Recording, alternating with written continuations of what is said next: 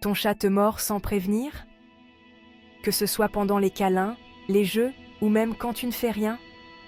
Ça peut être déroutant, parfois douloureux et souvent frustrant. Mais ne t'inquiète pas, ton chat n'est pas méchant. Derrière chaque morsure, il y a une raison. Et aujourd'hui, je vais te révéler 9 choses simples à faire pour stopper ce comportement et rétablir une relation plus douce et apaisée avec ton compagnon. Reste bien jusqu'à la fin, car la numéro 7 change tout et très peu de propriétaires y pensent. 1. Comprendre le langage corporel du chat. D'abord, devenez un détective félin. Les chats ne mordent presque jamais sans raison. Ils envoient des signaux, des murmures de communication que nous manquons souvent. La morsure est la fin de la conversation, pas le début.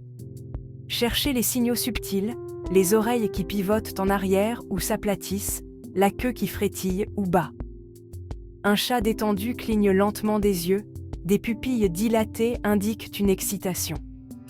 Son corps peut se tendre, son pelage onduler, ou il peut grogner ou siffler.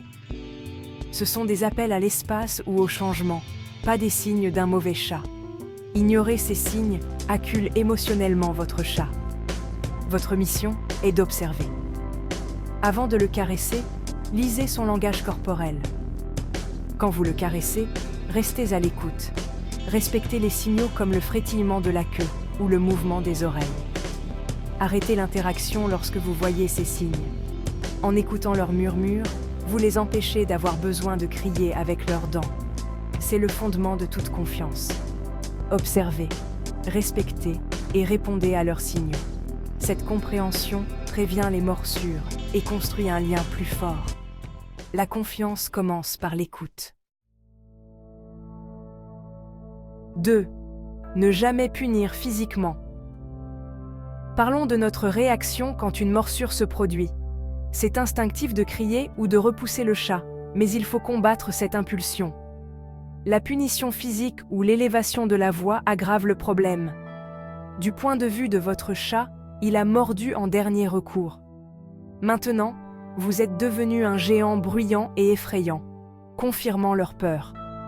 Cela crée un cycle de peur et de méfiance. Au lieu de punir, optez pour la compréhension. Quand une morsure se produit, désengagez-vous calmement. Ne retirez pas votre main brusquement, détendez-vous et retirez-la lentement. Quittez calmement la pièce pendant quelques minutes. Ce n'est pas une punition, c'est une conséquence naturelle. Cela leur apprend que mordre met fin à l'interaction. Nous devons être les gardiens de la relation, en offrant de la sécurité. Comprenez leurs instincts et créez un environnement de confiance. 3. Respectez ses limites. Parlons de la morsure due à la surexcitation ou au trop de caresses. Votre chat peut ronronner sur vos genoux, puis mordre soudainement. Les chats ont des terminaisons nerveuses sensibles. Les caresses peuvent devenir accablantes. Chaque chat a un seuil de tolérance différent.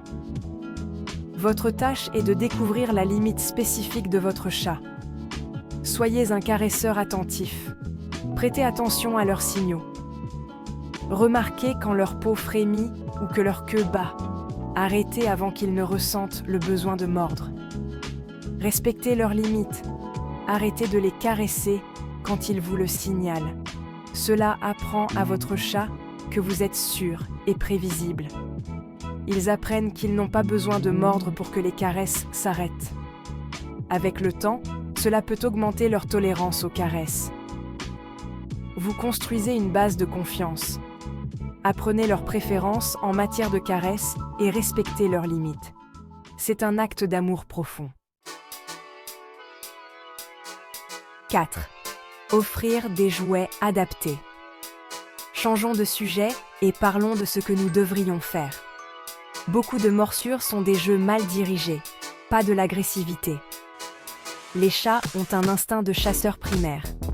Les chats d'intérieur ont besoin d'un exutoire pour cette énergie. Redirigez ce comportement vers des cibles appropriées. Utilisez des jouets interactifs qui simulent une proie. Le jouet canne est le roi de ces jouets. Faites en sorte que le jouet agisse comme une proie, s'éloignant d'eux. Laissez-les traquer, chasser et avoir une mise à mort satisfaisante. Cela leur procure la libération cathartique qu'ils recherchent. Les distributeurs de croquettes interactifs et les balles légères sont d'excellentes options. Remplissez leur environnement d'objets légaux à attaquer. Des jouets stimulants satisfont leurs besoins de chasser. Vos mains et vos pieds leur sembleront moins intéressants. Vous leur donnez un meilleur travail à faire. 5. Variez les séances de jeu. Avoir les bons jouets est un début, mais ce n'est pas suffisant. Nous avons besoin de qualité et de variété dans le temps de jeu. Une bonne séance de jeu a un début, un milieu et une fin. La fin est cruciale. Laissez-les attraper et tuer le jouet. Faites tourner les jouets pour qu'ils restent intéressants. Ne laissez pas tous les jouets à disposition en permanence. Utilisez des jouets de grande valeur pour les séances interactives. Variez la routine de jeu pour éviter l'ennui. Intégrez des jouets puzzle et des jeux de chasse.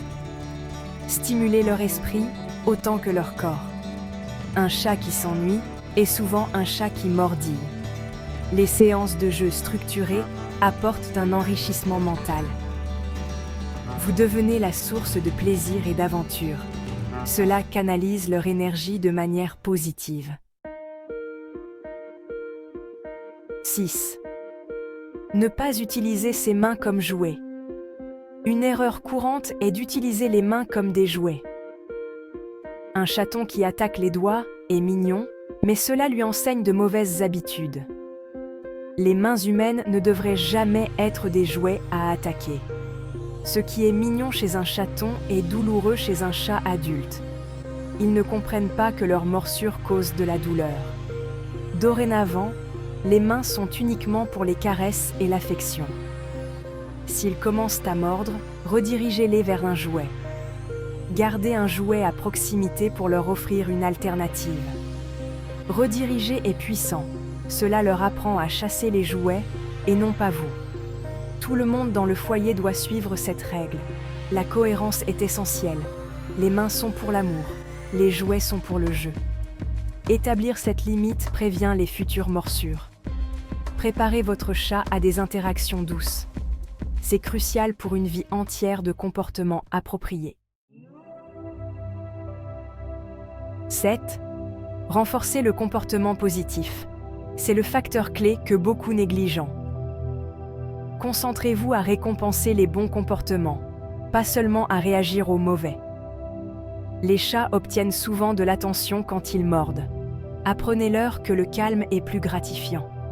Prenez votre chat sur le fait quand il est sage et récompensez-le. Laissez tomber une friandise quand il est calme ou doux. Félicitez-le d'avoir choisi les jouets plutôt que vos pieds.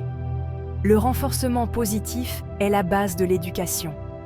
Marquez et récompensez les comportements que vous souhaitez voir davantage. Un comportement calme et doux mène à des friandises et des éloges. Changez votre état d'esprit pour rechercher le positif. Gardez des friandises à portée de main pour récompenser les moments de paix. Reconditionnez leur cerveau à choisir des comportements calmes. C'est plus puissant que la punition. 8. Offrir un environnement riche. Le comportement d'un chat reflète son environnement. Un chat qui s'ennuie dans un environnement terne est une bombe à retardement. Enrichissez leur monde avec des choses à faire. Leur monde est vertical, ils ont besoin de grimper et de se percher. Les arbres à chat et les étagères sont essentiels, pas des luxes. Les endroits en hauteur leur offrent sécurité et réduisent le stress. Offrez-leur une variété de surfaces à griffer. Le grattage est un exutoire émotionnel vital. Un perchoir de fenêtre offre un divertissement passif. Une mangeoire à oiseaux devant la fenêtre, c'est encore mieux. Les chats ont besoin d'endroits pour se cacher et se détendre. Un environnement stimulant réduit le stress et les morsures. Ils se sentent plus confiants et en sécurité. Résolvez le problème avant qu'il ne commence. 9. Consultez un vétérinaire ou comportementaliste. Si les morsures persistent malgré vos efforts, cherchez de l'aide professionnelle. Un changement soudain de comportement peut indiquer une douleur ou une maladie. Les chats cachent bien leur douleur. Un examen vétérinaire est essentiel. Si les problèmes de santé sont écartés, consultez un comportementaliste. Ils peuvent diagnostiquer et traiter des problèmes complexes. Ne vous sentez pas coupable d'avoir échoué. Demander de l'aide est un acte responsable. Les professionnels peuvent créer un plan de comportement sur mesure. Ils pourraient discuter de médicaments contre l'anxiété si nécessaire. Chercher de l'aide, ce n'est pas abandonner. C'est offrir à votre chat la meilleure chance d'avoir une vie heureuse. Cela peut faire toute la différence pour les problèmes graves. 9 façons de comprendre et de gérer les morsures de votre chat. Il s'agit d'écouter un chat incompris. Votre chat mord pour communiquer ses besoins et ses limites. Appliquez ces étapes pour transformer les morsures en confiance. Il faut de la patience et de la constance pour un lien plus profond. Célébrez les petites victoires et construisez un avenir meilleur. Créez un foyer paisible où vous vous sentez tous les deux en sécurité. J'espère que cela vous donne les outils nécessaires pour avancer. Merci d'avoir regardé et à plus de ronronnements et moins de morsures.